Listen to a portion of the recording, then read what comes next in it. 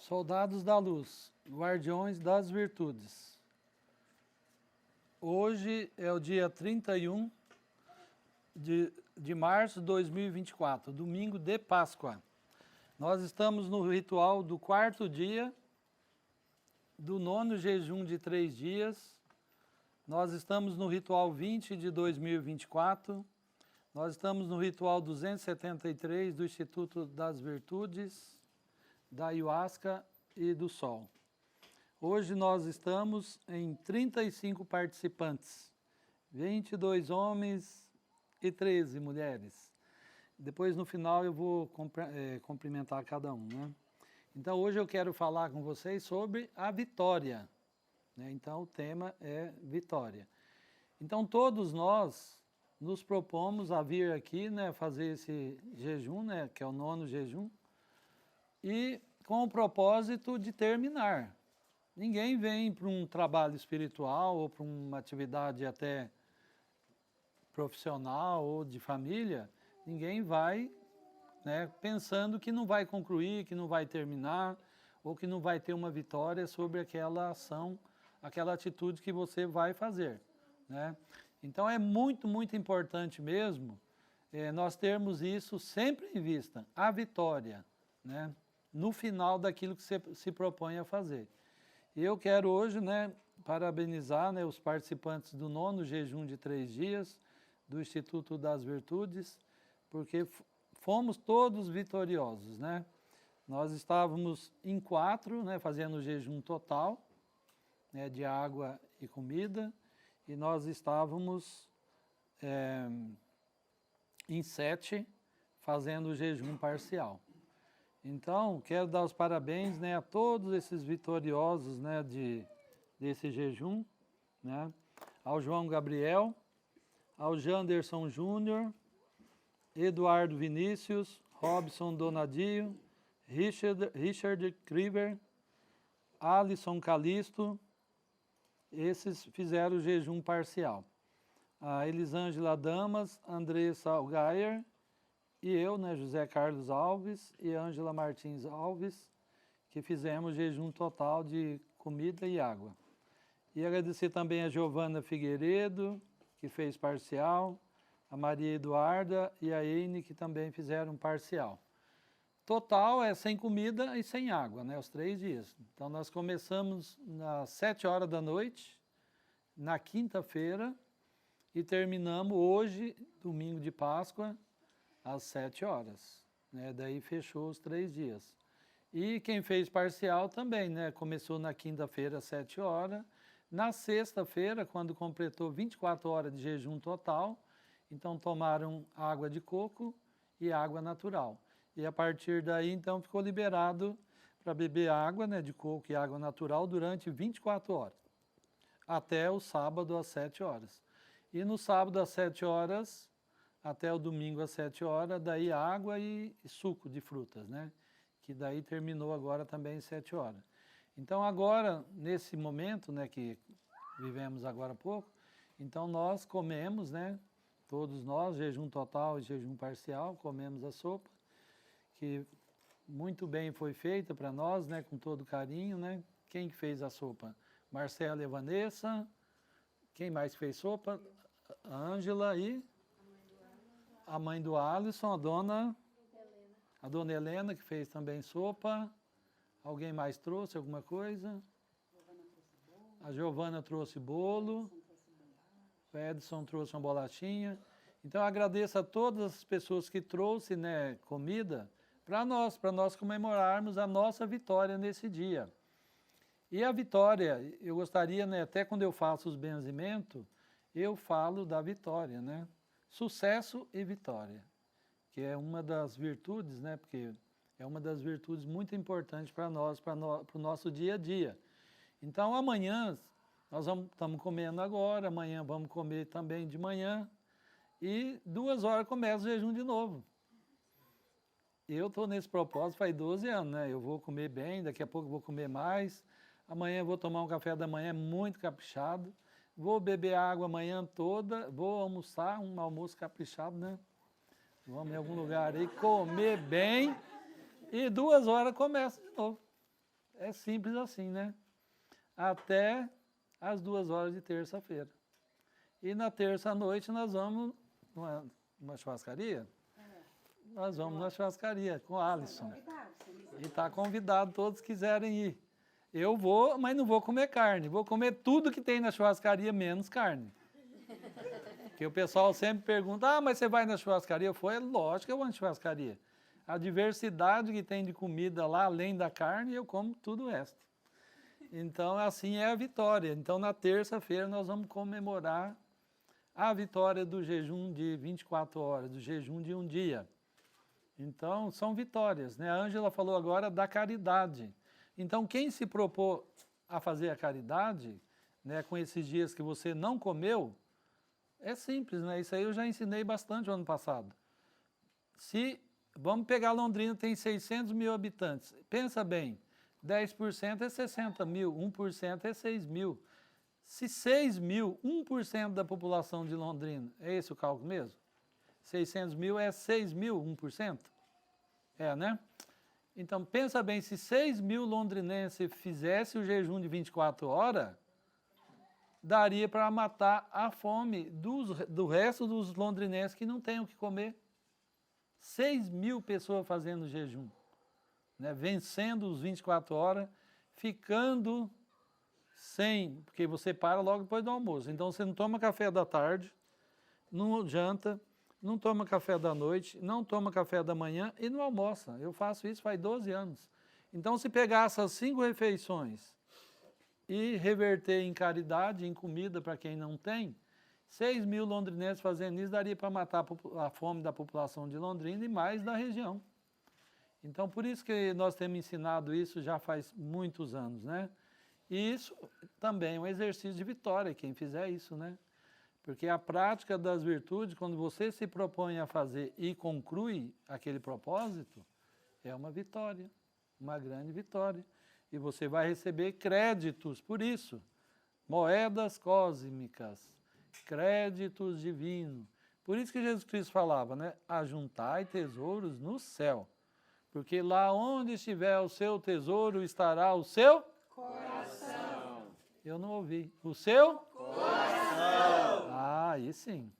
Então o seu coração vai estar lá dentro do baú. Né? Quem assistiu Piratas do Caribe, né? Eu sempre falava para meus alunos assim, para eles entenderem, né? Tem um dos filmes lá que o coração do pirata vai dentro de um baúzinho, não tem? Então, no nosso caso é exatamente igual. Só que o nosso baú não é um baúzinho, é um baú grande, assim, quase o tamanho aqui da fornalha, né, de fazer o chá. Assim, dessa altura, desse tamanho, pegando ali assim, né? Alto assim. E todas as moedas cósmicas vai caindo ali dentro, né? E aí o seu coração fica lá no meio daquele baú, no meio das tuas moedas cósmicas, aquele monte de moedas que é desse tamanho assim, ó. Lá e o teu coração no meio. Porque lá onde estiver o seu tesouro, estará o seu coração. E eu sei que a moeda é desse tamanho, porque um dia, terminando o jejum de 24 horas, faltando uns 20 minutos, eu falei, eu vou ver o que me espera. E aí eu deitei, fechei os olhos físicos e abri os meus olhos celestiais. E aí eu pude contemplar a grandiosidade do anjo que veio com aquela moeda daquele tamanho assim, e igual o padre, assim, ele pegou e enfiou aquela moeda dentro do meu corpo espiritual. E então, por isso que eu sei que ela é desse tamanho, né? E então, o baú nosso está repleto, né? Cada vez que você se propõe a fazer uma caridade, o jejum, né, a castidade, cuidar da tua sexualidade, né, o trabalho profissional, o trabalho doméstico, o trabalho escolar, você se propõe a fazer um trabalho doméstico, né, lavar uma louça, varrer uma casa, se propõe a fazer, porque é uma coisa que pouca gente gosta, né? Então, quando você se propõe, vai fazer um sacrifício, vai ganhar essas moedas. E o perdão, veja a grandiosidade do perdão. O perdão é tão sério que Jesus Cristo falou assim, ele contou uma historinha. Se você estiver lá no templo para prestar a sua homenagem a Deus, a sua oferenda, a sua adoração, e lembrarem que está em discórdia com alguém, larga ali a sua oferenda, vai lá, reconcilia primeiro com a pessoa. E depois você volta para fazer a sua oferenda e a sua adoração a Deus, porque se você insistir em fazer essa oferenda, estando em discórdia, aquela oferenda se torna objeto de condenação. Tamanha é a seriedade do perdão. E o perdão, quando você se propõe a fazer, é difícil. Você tem que se humilhar. E eu já passei por essa situação algumas vezes, né? E eu me propus a fazer. E fui vitorioso. E cumpri com o meu propósito. Na primeira oportunidade eu não recebi o perdão da pessoa, ela saiu me xingando. Na segunda vez ela já não me xingou, ficou ouvindo, mas não me perdoou. Só na terceira vez que ela me perdoou. Então eu insisti e fui persistente. Isso aconteceu em 2 oportunidades já. E eu fui me humilhando e fui vitorioso. E ganhei as moedas cósmicas próprias dessa virtude. A esperança, a humildade. A humildade está lá, a obediência às leis humanas e leis divinas. Você se propõe a respeitar a lei de trânsito, que é uma lei humana, né? E toda vez que você respeita a lei de trânsito, você é vitorioso, consegue cumprir com o seu propósito. Então esse aqui, o Mestre dos Mestres, Jesus Cristo, ele trouxe muitos ensinamentos para nós. E agora, nesses dias da Semana Santa, nós aprendemos muito com ele, né? Na Sexta-feira Santa, quando foi o processo da crucificação, olha o que esse homem passou. Ele era um homem como nós, tinha todas as suas necessidades.